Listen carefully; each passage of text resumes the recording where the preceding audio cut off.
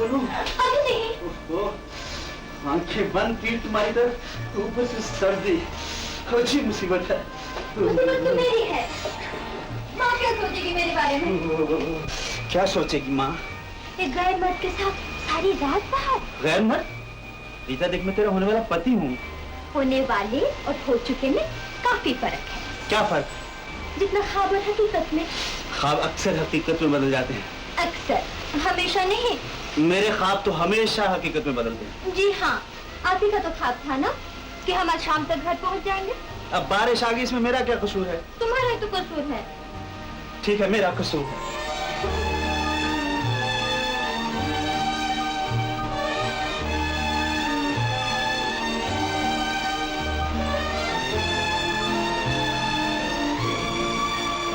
नाराज हो गए? हाँ। अरे ये क्या है? ये जन्म की निशानी है, सिर्फ बड़े आदमी के होती है। कितनी लड़कियों ने छुआ है इसे? अभी तक सिर्फ 3। 3? हाँ, एक तो तुम हो और दूसरी का नाम रीता और तीसरी का नाम भी रीता।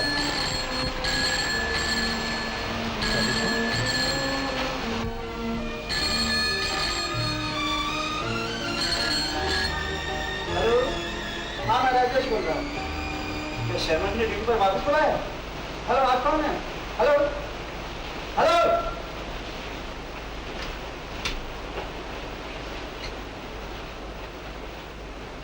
समझ में नहीं आ रहा लोगों ने इतनी जल्दी क्यों बुला लिया मुझे? क्या हुआ?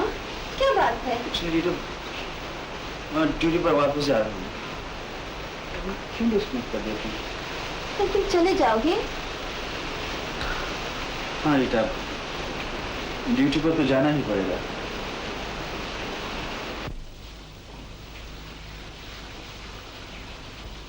मैंने कहा था ना, ख्वाब और हकीकत में काफी फर्क होता है। मैं इस फर्क को हमेशा के लिए खत्म कर दूंगा रीता। कल ही डॉक्टर शर्मा से जाकर अपनी शादी के लिए इजाजत मांगूंगा। हमारी शादी होगी ना? तुम्हें यकीन नहीं रीता?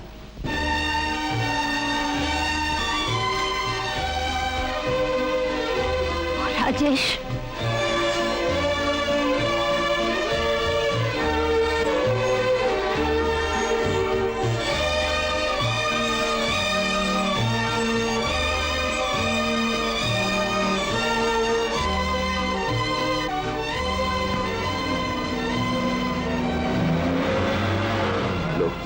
आ गया तुम्हारे बाबुल का घर। माँ से कहना शादी की तैयारी शुरू कर।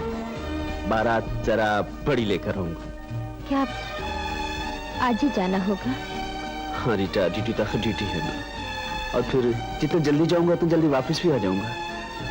शर्मा जी से शादी की परमिशन लेनी है। रीटा, अब अकेले नहीं रहा जाता। पहुंच के मुझे फोन करना राजेश। शर्मा जी ने क्या कहा? हाँ रीटा, तुम फिक्र मत करो।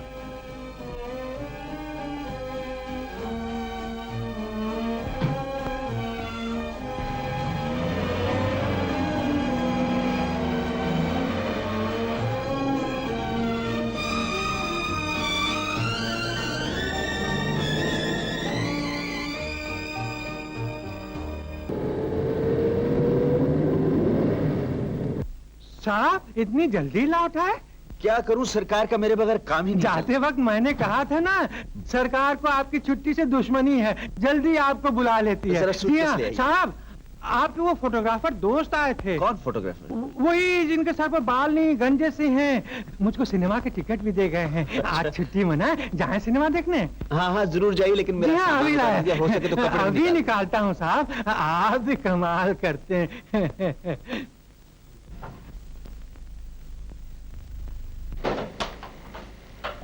Good morning sir.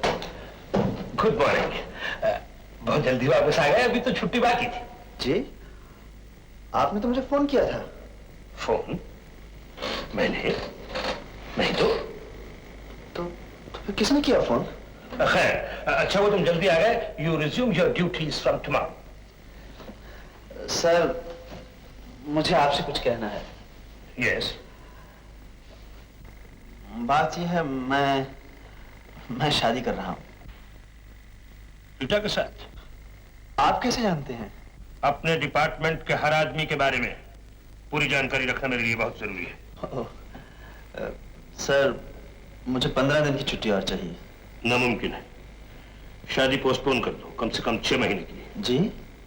सेंटर से ऑर्डर आया है कि जल्द से जल्द हमारी रिपोर्ट तैयार हो जानी चाहिए। पर इससे मेरी शादी का क्या ताल्लुक? इस वक्त तुम्हारी शादी हमारे काम के लिए बहुत बड़ी रुकावट बन सकती है। सॉरी सर, ये मेरा जाती मामला है। राजेश, हमारी इस सर्विस में जाती मामले की कोई अहमियत नहीं। तो मैं इसी वक्त इस्तीफा देने के लिए तैयार।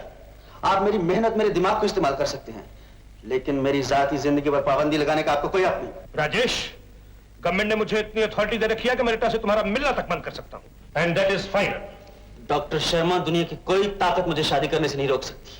अगर कोई रुकावट आएगी तो मैं उसे खत्म कर दूंगा। And that is final.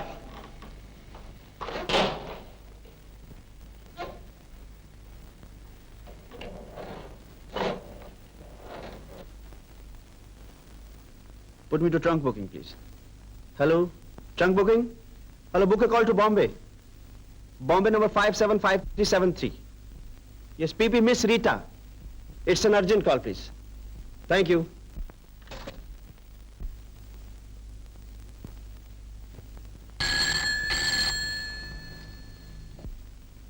Hello, Sharma ji के ऑफिस से बुलाया मुझे, लेकिन अभी तो उनसे मिलकर आ रहा हूं मैं। आफ्टर 6:30? दफ्तर बंद होने के बाद? ठीक है, आ जाऊंगा मैं।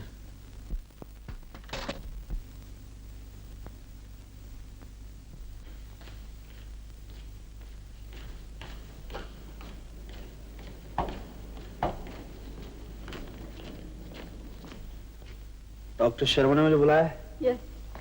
Yes, please. Be seated, please.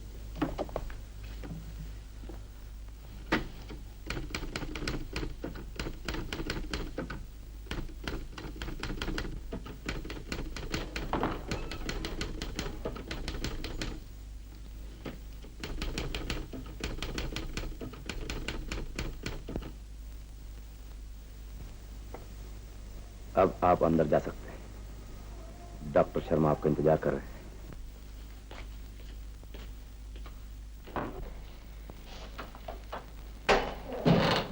किस लिए बुलाया मुझे?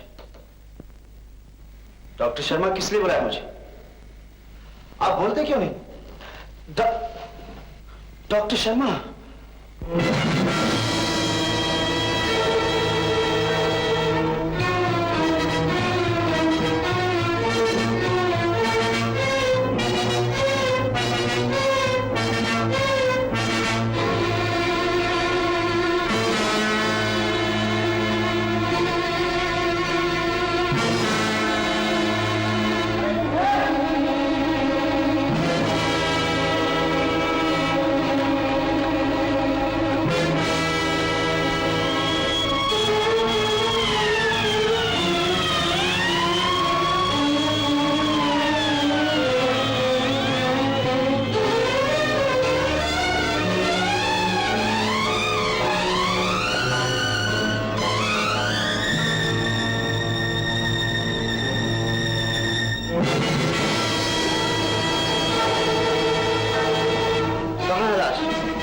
इंस्पेक्टर साहब, मैंने अपनी आंखों से इसी कुर्सी पर लाश को देखा। तो फिर गए कहाँ? मेरी समझ में नहीं आ रहा। शेर सिंह, यस, इस जगह की अच्छी तरह तलाशी ले लो। बात को तुमसे मैं चाहता हूं।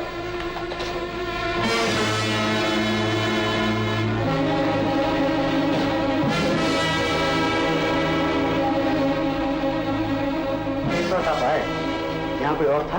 हाँ, डॉक्टर शर्मा की स्टेनो थी और एक और आदमी को मैंने उनके रूम से निकलते हुए देखा। कौन था वो आदमी? उस आदमी को मैंने पहले कभी नहीं देखा। उसी ने मुझे कहा था कि डॉक्टर शर्मा मुझे बुला रहे हैं। कहाँ गया वो आदमी? मैं आप लोगों को फोन करने गया तो स्टेनो और आदमी दोनों गायब थे। सर, मैंने तलाशी ले ली पर कोई लाश नहीं मिली। मिस्टर राजेश, आपको हमारे साथ पुलिस स्टेशन चलना होगा। मुझे किस लिए जाना पड़ेगा? वहाँ आपका बयान देखा जाएगा जिस पर आपको दस्तखत करने होंगे। चलिए मेरे साथ।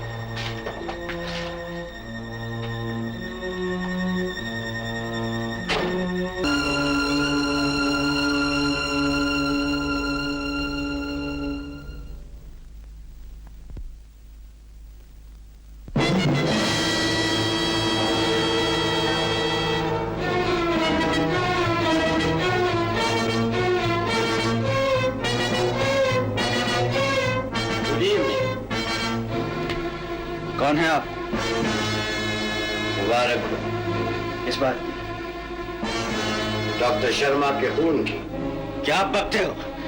मैं डॉक्टर शर्मा के खून के बारे में कुछ नहीं जानता।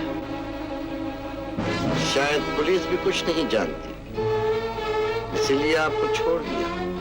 क्या मतलब? अब आखिरी आदमी है डॉक्टर शर्मा को जिंदा देखने वाला, और उस आखिरी मुलाकात में आपका उनसे झगड़ा था, तो आपने उनको धमकी दी। ये सब तुम्हें कैसे पता चला?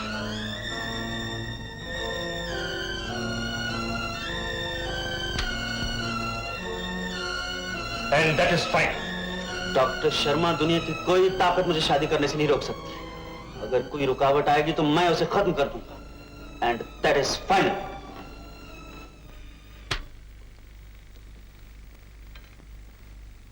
और आपने डॉक्टर शर्मा को खत्म कर दिया? नहीं नहीं, मैंने खून नहीं किया। मैं सच कहता हूं, मैंने खून नहीं किया। यह छोटा सा रिकॉर्डर आपको फांसी की सजा दिलवा सकता है मिस्टर राजेश। पुलिस को सिर्फ सबूत चाहिए।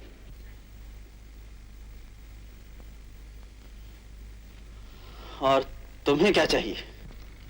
डॉक्टर शर्मा के रिसर्च का नतीजा। तुम समझते हो मैं तुम्हें बता दूंगा? बताने की कीमत मिलेगी, मुंह मांगे। आपको रुपयों की सख्त जरूरत है, मैं आपसे सौदा करने के लिए तैयार हूं। मुल्क की इज्जत का सौदा तुम जैसे गद्दार किया करते हैं। मुझे आपका जवाब चाहिए, सिर्फ हाँ या ना में। हाँ कहने से आपको जिंदगी मिलेगी, ना कहने से मौत। सोच लीजिए। सोच लिया।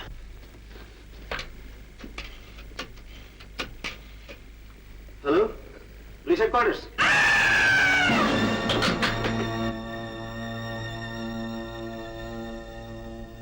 कौन है? कौन था यहाँ? अरे कौन था यहाँ?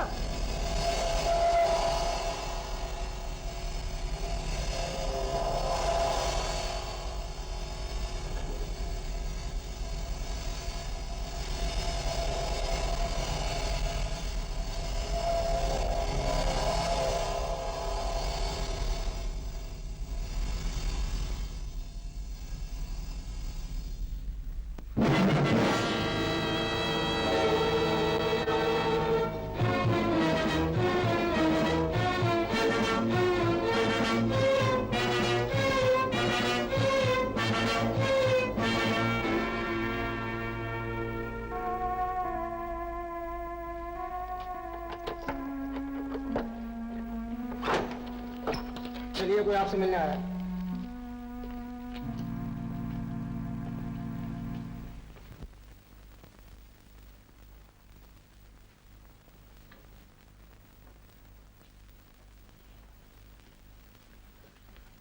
रीटा, राजेश, कभी सोचा था तुमने मुझे लॉकअप में मिलने आओगी? जो मैंने सुना, क्या वो सच है? किसी का खून कर सकता हूं मैं? कभी नहीं। तो फिर क्यों बेवकूफों की तरह बातें कर रही हो? लेकिन तुम यहाँ कैसे आया मैं खुद नहीं जानता। मुझ पर झूठा इल्जाम लगाया गया है, खामखा फंसाया मुझे। पर तुम फिक्र ना करो रीता, मैं बेकसूर हूँ और यहाँ से निकलते ही पुलिस पर हतक इज्जत का दावा करूंगा। चलिए चलिए, वक्त हो गया। चलिए चलिए, वक्त हो गया। वक्त हो गया। चलिए चलिए चलिए, वक्त हो गया। तुम जाओ रीटा, कल मिलेंगे। ये लोग मुझे 24 घंटे से ज्यादा अंदर नहीं रख सकते। जाओ रीटा।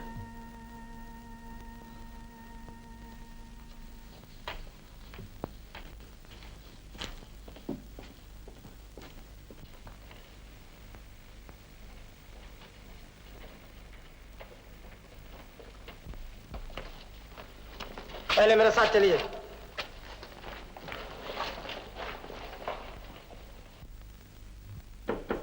Come in.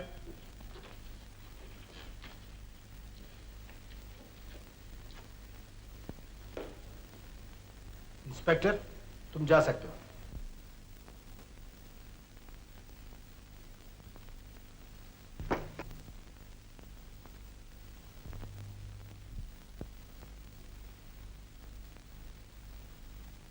बैठिए, आपसे कुछ बातें करनी है। सबसे पहले मैं अपने वकील से बात करूंगा।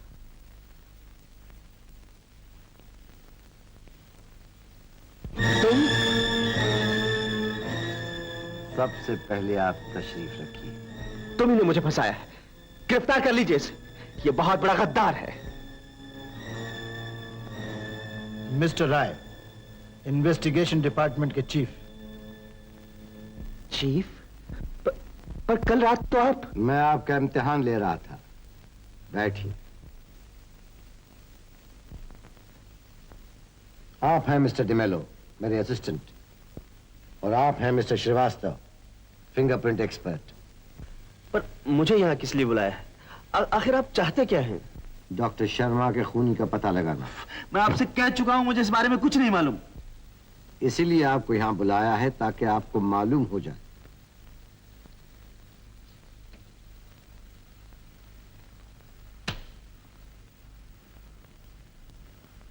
डॉक्टर शर्मा, कौन है आप? कुछ देर पहले मैंने आपको फोन किया था। ओह, तुम ही वो आदमी जो मुझे 10 लाख रुपए देने के लिए तैयार हो? मैं नहीं, मेरी गवर्नमेंट। मैं तो सिर्फ एजेंट हूं। किस मुल्क के? बटन दबाना फजूल है डॉक्टर शर्मा। अलार्म सिस्टम और टेलीफोन के तार काट दिए गए। तुम यहां तक आए कैसे? इस बिल्डिंग के चारों तरफ सिक्योरिटी गार्ड्स हैं। दुनिया में हर जगह गद्दार होते, यहां भी। कौन है वो? हमारा दोस्त, आपका दुश्मन। वक्त बहुत कम है डॉक्टर शर्मा। आप अपनी रिसर्च बेचने के लिए तैयार हैं? कभी नहीं, किसी कीमत पर नहीं। यू फूल, तुम यहां तक आ तो गए मगर जा नहीं सकते। मैं अभी गार्ड्स को बुलाता हूं।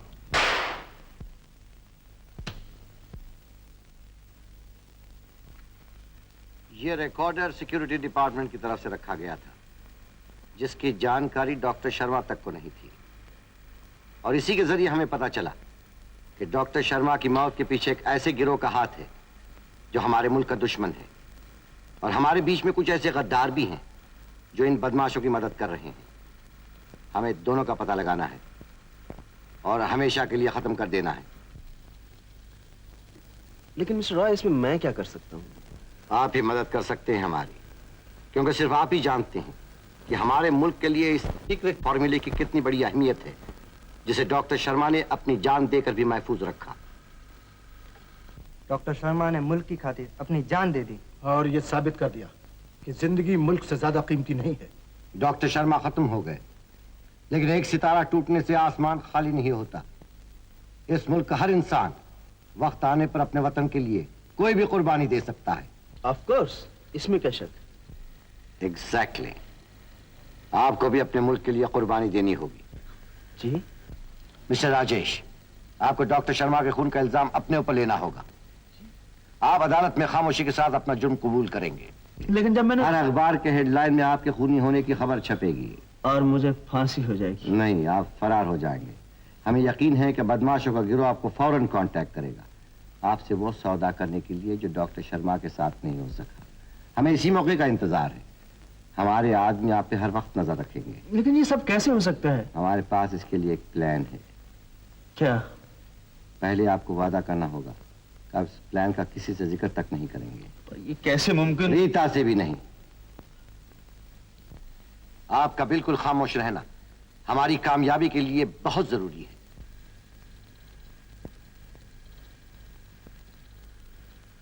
Okay sir.